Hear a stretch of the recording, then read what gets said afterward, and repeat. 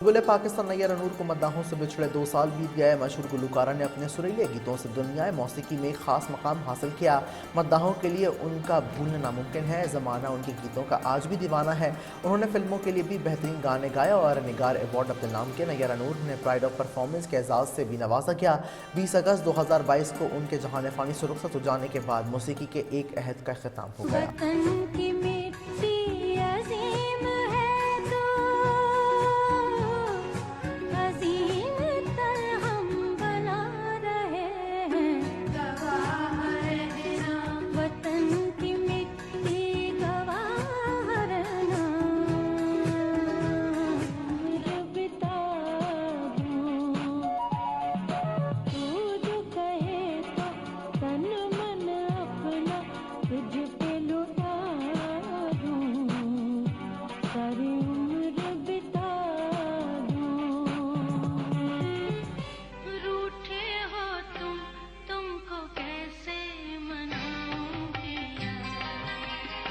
बोलो